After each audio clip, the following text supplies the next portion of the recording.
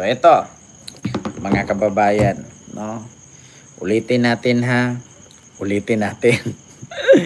Ito, dito tayo kay Mayor Susan Yap, mga kababayan. Itong kay Mayor Susan Yap kasi na issue, mga kababayan, bigyan ko lang ng reaction na. Gusto ko magbigay ng reaction.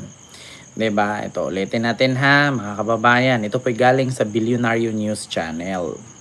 Ito po, lakasan ko lang ha. Disqualification ng COMELEC dahil sa umano'y residency issue at alegasyon ng vote buying.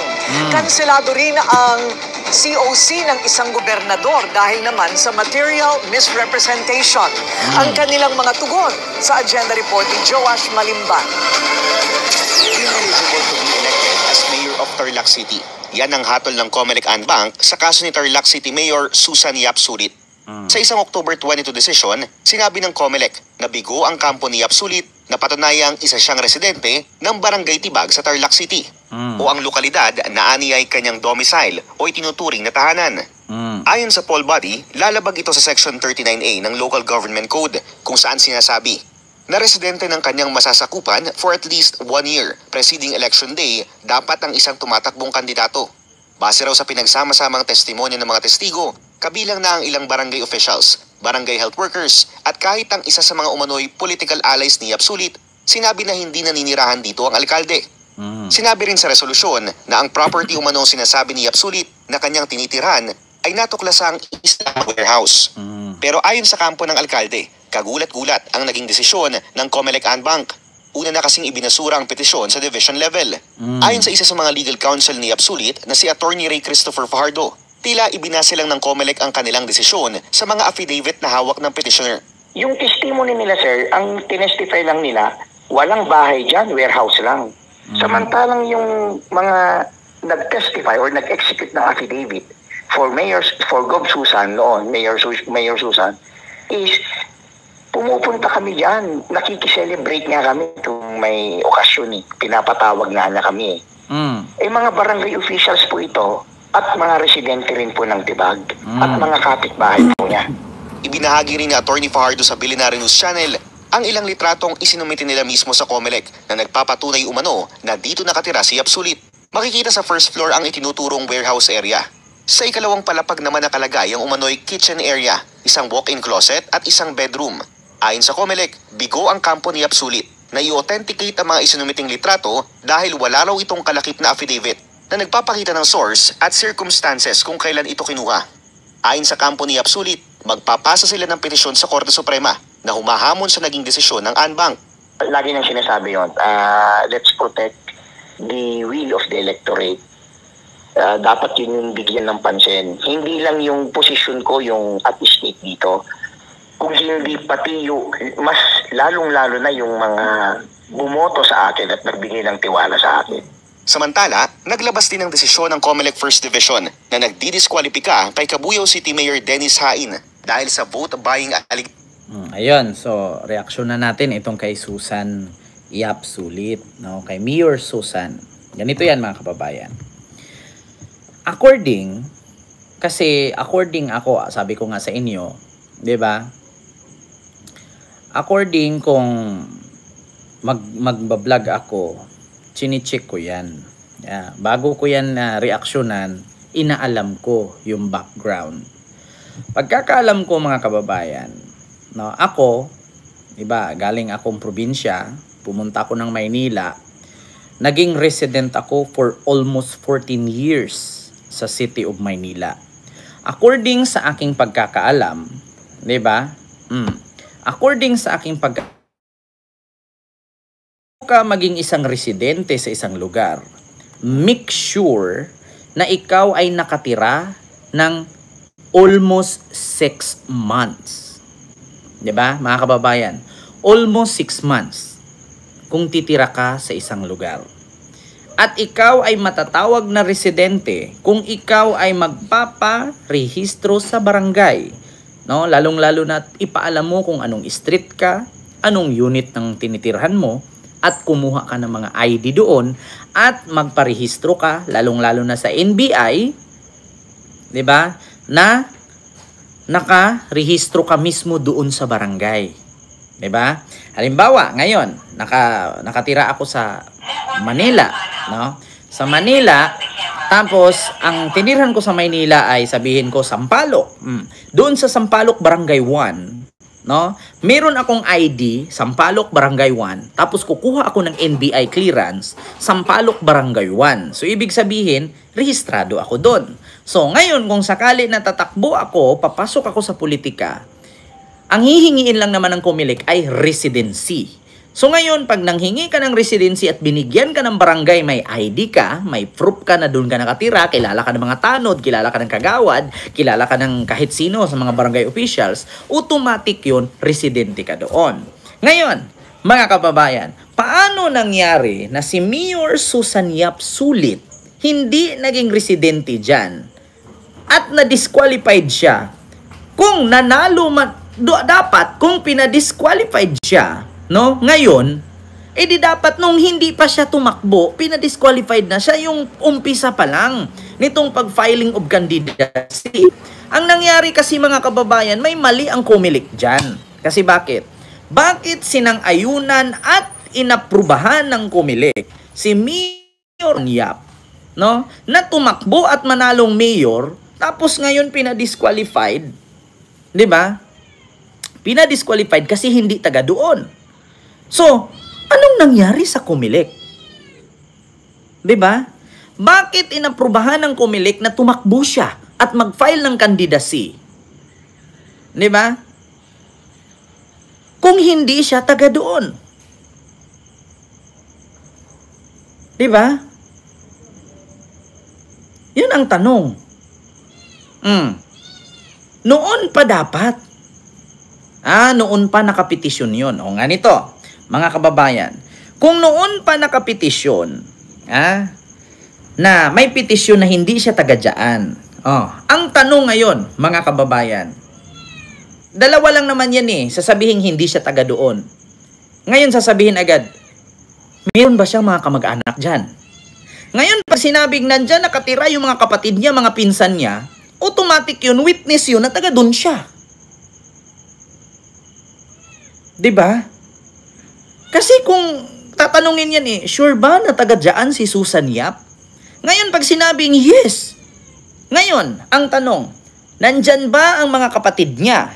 According kasi Ma'am Zoe Ramirez, sa pagkakaalam ko, ang mga kapatid niya dyan din po nakatira. Hindi po talaga ako papayag na sabihin mong wala. Nandun ang mga kapatid niya nakatira. Kasi ako, inaano ko talaga, chine-check ko bago ako mag-react. Nandun ang mga kapatid niya nakatira mismo. At yung sinabing bahay na warehouse, bahay po talaga siya. Bahay po talaga siya nakalagay. Meron talagang kwarto, may bahay, may kusina, may CR, may lagayan ng damit. At ito mga kababayan, ganito yan. According dito sa sitwasyon ni Mayor Susan Yap, hindi po kasi isang Susan Yap lang ang ganyan. Ito, bigyan ko kayo ng example. Si Erap, bakit naging mayor ng Manila City kung ang bahay niya ay nasa San Juan? Diba? Tanong ko sa inyo, mga kababayan, kung issue ni Mayor Susan Yap ganyan, bigyan ko kayo ng example. Kung si Susan Yap ay hindi tumira dyan sa lugar na yan, kung halimbawa sabihin natin warehouse lang yan, or di kaya bahay siya, ginawang warehouse. Ngayon ang tanong, bakit si Erap naging mayor ng Maynila ay taga San Juan siya? Kasi bakit? May bahay din si Erap sa Maynila. Si Erap may nabiling bahay sa Maynila sa Sampaloc. Si Erap may bahay sa San Juan. 'Di ba?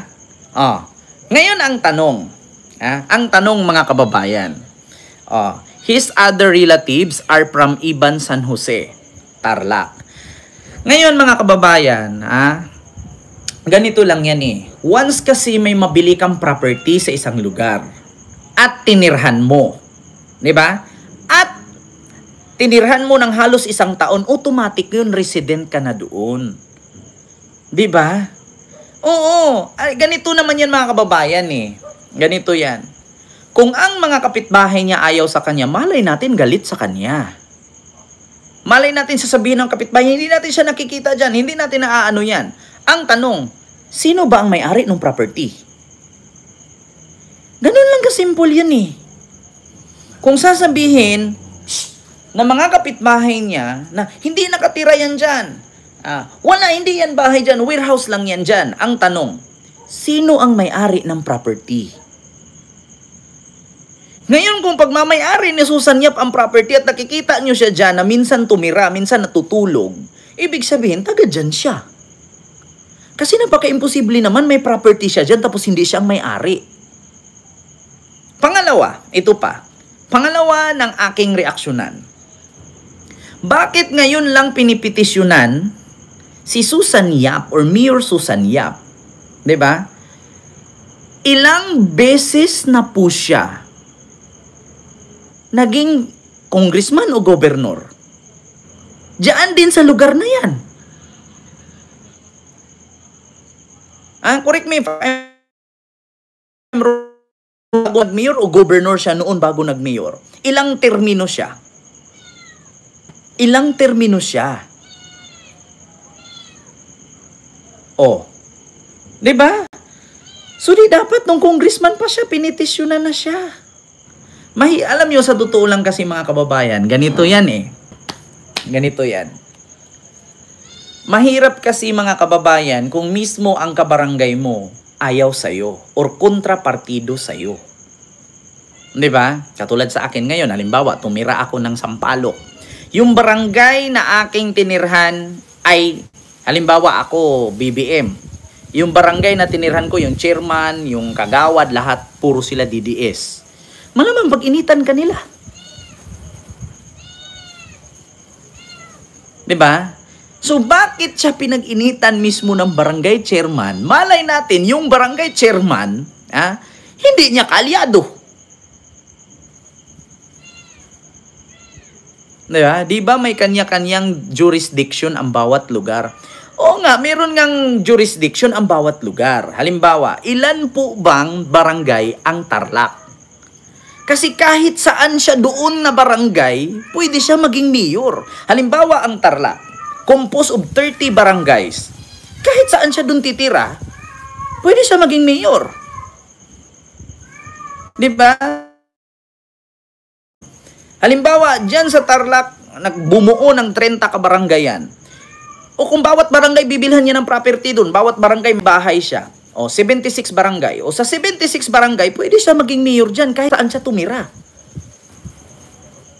Yun lang kasimple eh. Diba? Alam nyo, sa totoo lang, ito lang ang aking reaksyonan eh. Kasi dapat noon pa yan. Yeah? Kasi ilang termino siya naging congresswoman ba? Congresswoman ba siya? Tanungin ko nga ha. Oh, ito. She has a house in Pura. She has a house in Ungot. O diba, kahit saan, kung yang Ungot at Pura ay part ng Tarlac City, pwede talaga siya maging mayor. Diba? Ganun lang yan eh.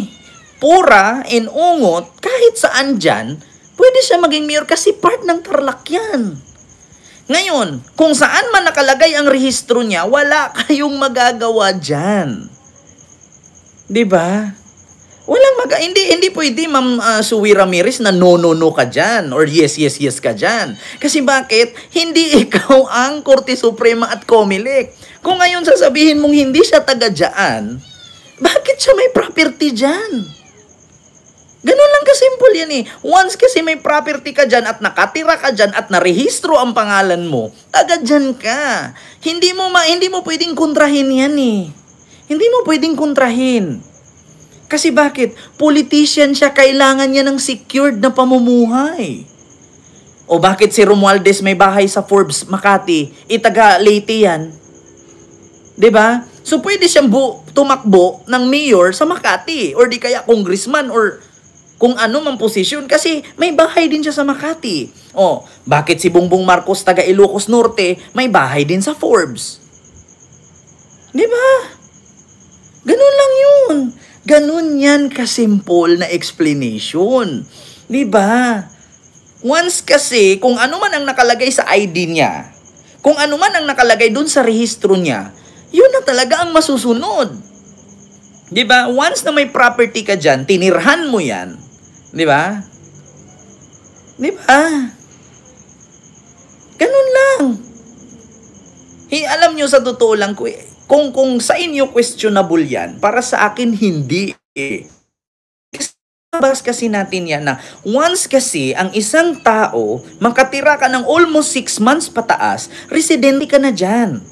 Diba? Ngayon, kung si Susan Yap, meron siyang ID na nakalagay dyan. Binigyan siya ng, halimbawa, yung dating chairman, diba? Na natalo ng chairman ngayon. Binigyan siya ng lumang chairman ng ID na dyan nakarehistro, tapos yung bagong chairman ngayon ay ayaw sa kanya, walang magagawa. Walang magagawa yung chairman na bago. Ngayon, yun nga ang problema, budiga yun, pinapaupahan sa isang grocery warehouse. Ang problema kasi dyan, ganito yan. Kung budiga man yan, pinaupahan sa isang grocery warehouse, kung noon nga siya na tumira dyan, wala pang grocery, bahay pa niya yan dyan, hindi pa ginawang bodega, at yung mga sinaunang barangay chairman dyan, binigyan siya ng authorization na address ay dyan ilagay, wala nang magawa yung bagong chairman. Kasi bakit? May property siya dyan eh. Diba? May property siya dyan. Ibig sabihin, taga dyan siya, bahay, kung ganito yan. Kasi hindi siya tumira, hindi siya tumira dito. Hindi po yan totoo, ma'am, kasi nakita ko po siyang tumira. Bahay niya yan noon eh. Ngayon, kung ang chairman noon, binigyan siya, di ba? Binigyan siya ng authorization na gamitin niya yung address at yung barangay. Tapos natalo yung chairman, bago na ang chairman ngayon, walang magagawa yung chairman. Di ba? Ganun lang kasimple eh. Or else, ganito lang yan. Bakit siya pinag-initan ni chairman? Kasi ba kontrapartido sila? Kasi chairman daw mismo ang nag-complain. Baka naman kasi kontrapartido sila o baka kasi may hiningi si chairman na project or pondo hindi binigay ni Mayor Susan. Diba? Gulyas nga, hindi taga-Talisay pero nakaupong mayor. Ganito kasi yan eh, mga kababayan. Ito, bigyan ko kayo ng example. Si Erap Estrada nga, taga San Juan. San Juan siya tumitira, pero naging mayor siya ng Maynila. Hindi nyo ba naisip yun? Tingnan nyo, Erap Estrada, dati siyang governor. Ilang termino siya naging governor? 3 times. 3 terms siyang naging governor. Bakit naging governor siya at pinagbigyan siya ng kumilik ng 3 times term? Diba? Ganun lang kasimple. Example ko sa inyo. Si Erap Estrada, resident in San Juan, nakabili ng property sa Maynila. Naging mayor siya ng Maynila, pero taga San Juan siya. So, what is the problem of that? May property siya, may bahay siya doon. Kahit anong gagawin mo dyan sa property, kung gawin mo yung warehouse, gawin mo yung imbakan dyan ng basura, at least property nakapangalan sa'yo, residente ka dyan at may ID kang naipakita na resident ka dyan, wala nang magawa yung chairman na bago. Di ba? Naging mayor si Erap sa Gob. Tumira siya dun sa Maynila, din humabol siya. Actually, mga kababayan, at lalo-lalo Ma'am Suwi Ramirez, no? Hindi po I will tell you frankly, si Erap talaga ang pinakabahay niya is nasa San Juan po. Ang tumira po talaga dun sa bahay niya sa Maynila, yung anak niya na si Jana Estrada. Na tumatakbong city councilor ng San Juan. Alam niyo, sa totoo lang, hanggat meron siyang residential certificate or ID na nagpapatunay na sa kanya, diyan ang address nakalagay, wala po kayong magagawa. Kasi ganito yan mga kababayan eh. Hindi kasi pwedeng baguhin yan kung ano yung nakalagay dyan sa ID mo. Hindi mo siya pwedeng baguhin. Makakasuhan ka kasi. Halimbawa, katulad sa akin. Naging resident ako sa Maynila. Alam nyo ba lahat ng ID ko nasa Maynila naka-resident? Naka-residing siya in Maynila. Pero sa probinsya ako, sa Mindanao ako. 'Di ba? Ganun yun. Kasimple. Ngayon, kung nanalo man siya,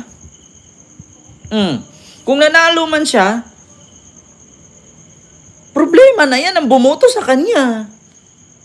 Baka nga, 'di ba? Baka nga naman malakas si Mayor Susan. Ako nagre-react lang ako kasi para sa akin, nag-trending kasi siya, napanood ko kasi siya, land grabber. Actually, Ma'am Zoe Ramirez, wag po tayong magsabi na land grabber, tapos money talks. Kasi actually, Ma'am Zoe Ramirez, kung magsalita tayo ng ganyan, galawang DDS yan. Yung mga ganyan sinasabi mong land grabber, sasabihin mong money talks. Pag hinanapan ka ng evidence na anong lugar ang niland grab niya, anong money talks na sinasabi mo, makakasuhan ka niyan. Oo, paano kung nanood si Susan Yap sa akin ngayon, tapos hanapin ka niya, hihingian ka niya ng evidence na may niland grab ba siya? Oh, money talks ba? Nagbayad ba siya? Naku, mahirap yan. Mahirap yung ganyang issue. Oo, kasi bakit sa totoo lang, marami po na mga politician na hindi lang ang bahay ay sa isang lugar lang.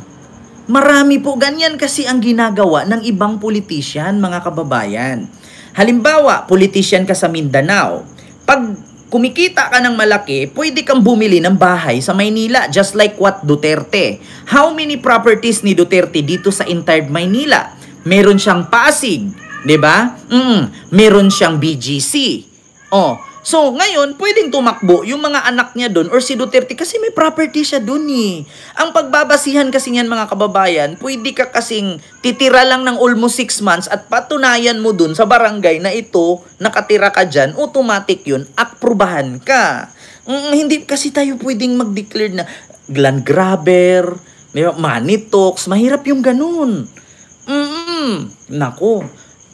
Alam niyo, sa totoo lang, mga kababayan, once na ibinoto siya ng tao, no? At nanalo, at meron siyang certification na diyan naka-address ang kanyang bahay at meron siyang property diyan, pasok yun. Maliban na lang kung ang chairman ay hindi niya kasundo or kontrapartido niya, itatanggi siya.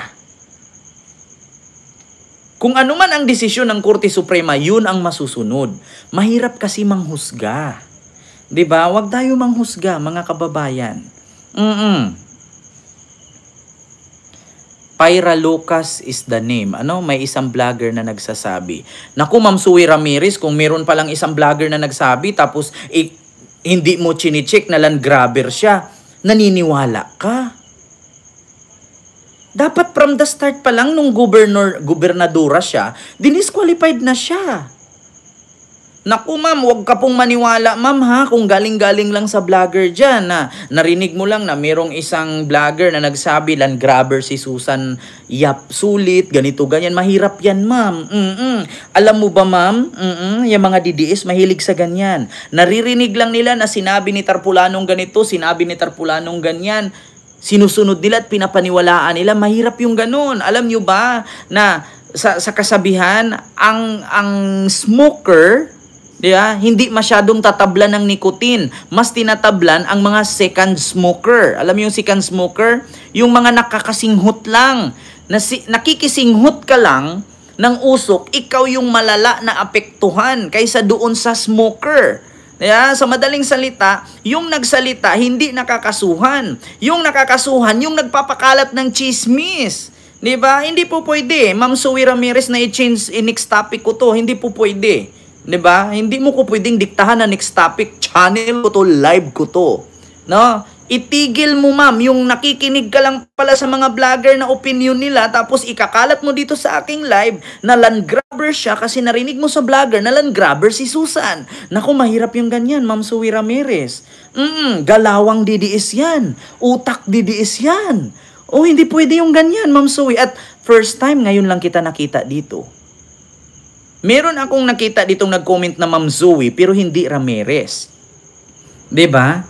Kasi na-interview sa DZMM. Actually, Ma'am Zoe Ramirez, hindi kasi porket napanood mo sa DZMM, napanood mo sa vlog, napanood mo sa interview, ay lahat yan totoo. Bago ka magyaw-yaw, bago mo ikuda sa ibang tao, make sure na ni-research mo. Galawang DDS yung ganyan, ma'am. Oo, at I'm sure DDS ka. Mahirap yung ganyan. 'Di ba? Huwag kang basta-bastang maniwala, di ba, Ma'am Dali Bibs at Ma'am Winnie Artus? Huwag kang basta-bastang maniwala. Porkit ba sinabi ko dito si Ma'am Susan, si Mayor Susan, Yap, maganda, maniniwala ka sa akin? Pag sinabi ko bang si Mayor Susan Yap, virgin, maniniwala ka sa akin kasi sinabi kong virgin? Ma'am, hindi po pwedeng ganun. Kaya nga ako dito, bago ako mag-react, chine-check ko siya. Paano siya naging hindi resident dyan sa isang lugar? 3 term siya, naging gobernador. So dapat nung gobernador pa lang siya, 3 termino siya tumakbong gobernador, disqualified na dapat siya. Bakit siya hinahayaan at bakit siya pinapayagan ng COMELEC? Tumakbong gobernador. Yun lang yun eh. Alam nyo, simple lang yan eh. Kaya galit si chairman kay Mayor Susan Yap, hindi sila friend. Kaya pinag-initan siya ni chairman, hindi sila kaalyado. 'Di ba? Ganun lang 'yun. Ganun lang ka-simple. Ang aking reaksyon diyan, hindi pwede ang tao or si chairman ang magdesisyon diyan na i-disqualified siya. Ang bukod tanging makapagdesisyon diyan, mga kababayan, ay ang mismong Korte Suprema. Hindi po ang COMELEC ang makakapagdesisyon na i-disqualified siya. Ang resulta ng Korte Suprema ang susundin. Kasi bakit? Hindi mo naman pwedeng pikiin. Ano yun? Maala Alice Go? Alice Go style?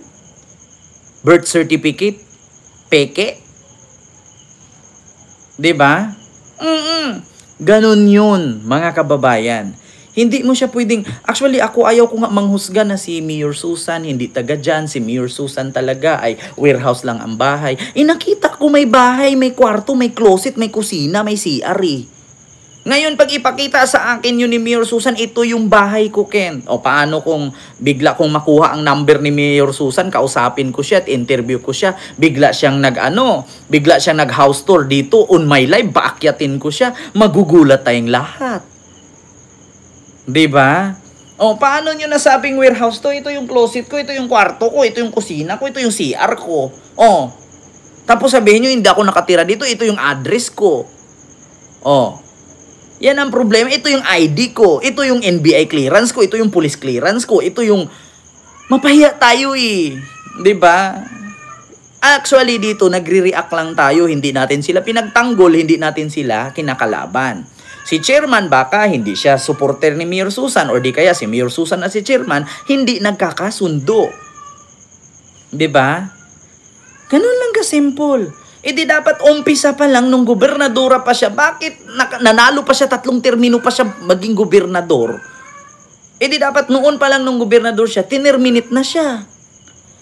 Tapos ngayon nanalo pa siyang mayor. O bakit ngayon nung nanalo na naman siyang mayor, pinapa-disqualified na naman siya? Iyon ang problema, 'di ba? Mga kababayan, reaksyon ko lang 'yon.